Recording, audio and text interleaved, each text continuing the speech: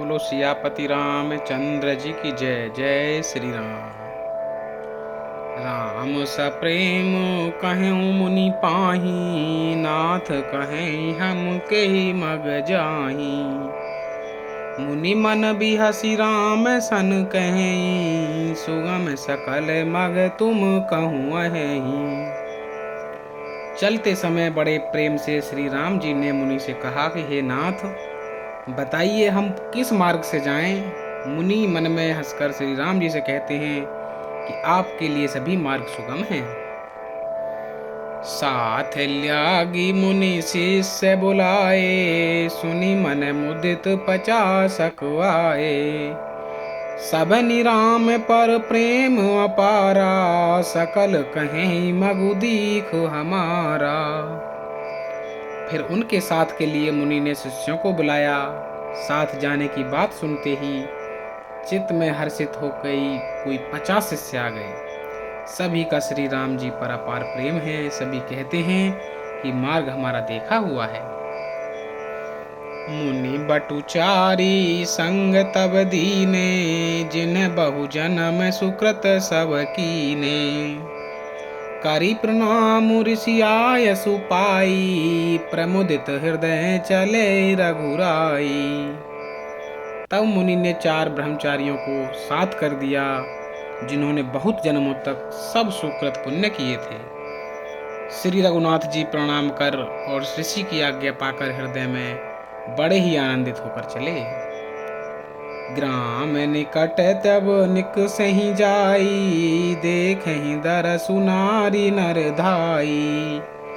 हो ही सनाथ जन्म फलु पाई, फिर ही दुखित मनु संग पठाई। जब वे किसी गांव के पास होकर निकलते हैं, तब स्त्री पुरुष दौड़कर उनके रूप को देखने लगते हैं। जन्म का फल पाकर वे सनाथ हो जाते हैं और मन को नाथ के साथ भेजकर दुखी होकर लौट आते हैं। विदा किए बटु विनय करी, फिरे पाई मन काम। उतरी नहाय जमुन जल, जो शरीर सम श्याम। सियावर राम जय जय राम, मेरे प्रभु राम सीताराम। मंगल भवन अमंगल हारी, द्रवहु सुदशरथ अजर बिहारी। तदनंतर श्री राम जी ने विनती करके चारों ब्रह्मचारियों को विदा किया। वे मनचाही वस्तु पाकर लौटे। यमुना जी के पार उतरकर सबने यमुना जी के जल में स्नान किया, जो श्री रामचंद्र जी के शरीर के समान ही श्याम का रंग था। सुनत तीर बासी नर नारी, धाये निज निज काज बिसारी। लखन राम सिय सुंदरताई, देखी करहि निज भाग्य बड़ाई।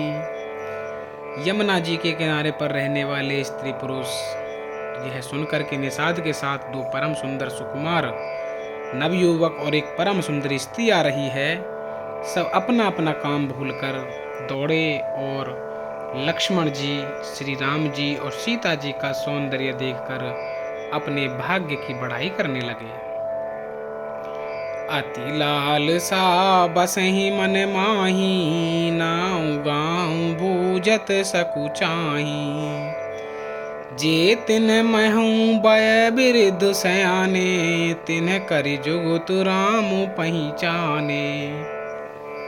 उनके मन में बहुत सी लालसाएं भरी हैं, पर वे नाम गांव पूछते सकुचाते हैं।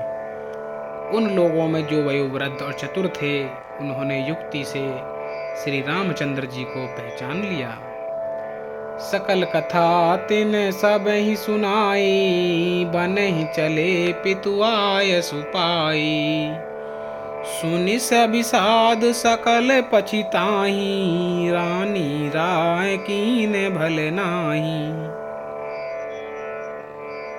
उन्होंने सब कथा सब लोगों को सुनाई कि पिता की आज्ञा पाकर ये वन को चले हैं। यह सुनकर सब लोग दुखित हो पछता रहे हैं कि रानी और राजा ने अच्छा नहीं किया। तेहि अवसर एक तापसु आवा, तेज पुंज लघु बयस सुहावा। कवि अलखित गति बेसु बिरागी, मन क्रम बचन राम अनुरागी। उसी अवसर पर वहां एक तपस्वी आया, जो तेज का पुंज, छोटी अवस्था का और सुंदर था। उसकी गति कवि नहीं जानते, अथवा वह कवि था जो अपना परिचय नहीं देना चाहता। वह वैरागी के वेश में था और मन वचन तथा कर्म से श्री रामचंद्र जी का प्रेमी था।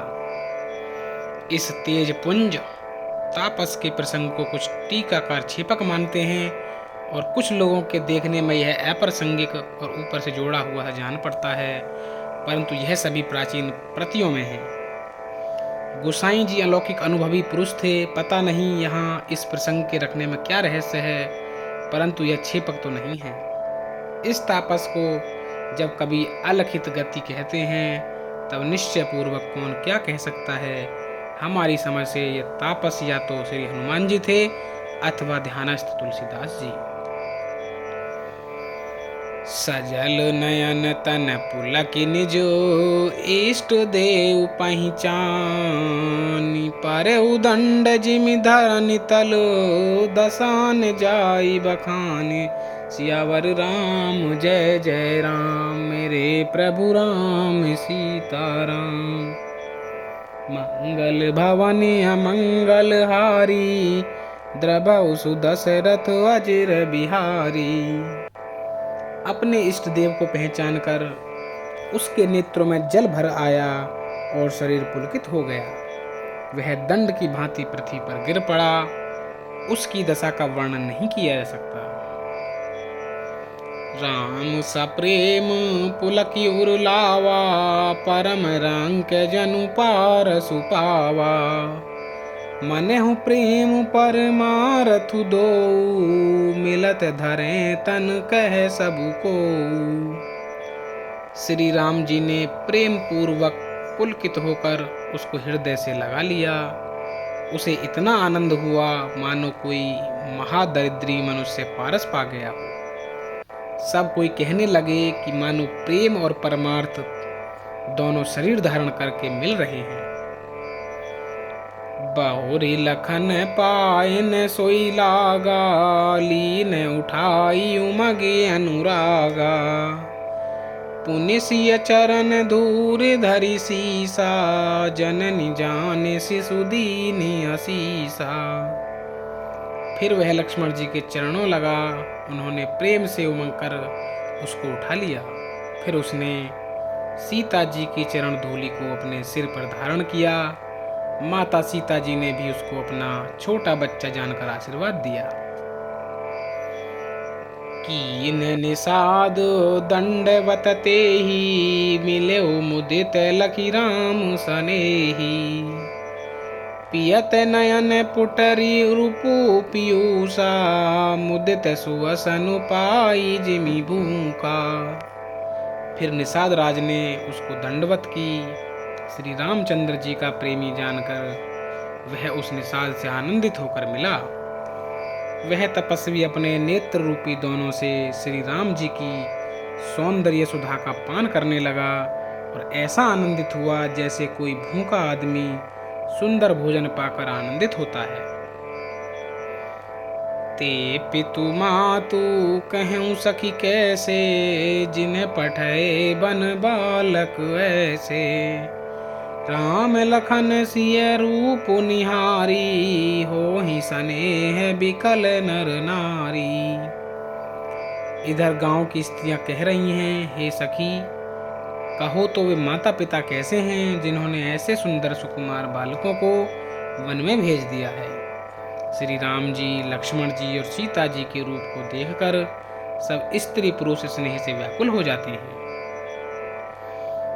तब रघुबीर अनेक विधि, सखई सिखावनु दीन। राम रजाय सुशीस धरी, भवन गवनु तें कीन। सियापति राम जय जय राम, मेरे प्रभु राम सीताराम।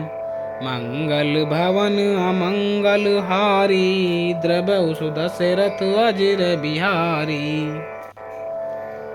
तब श्री रामचंद्र जी ने सखा गुह को अनेकों तरह से घर लौट जाने के लिए समझाया।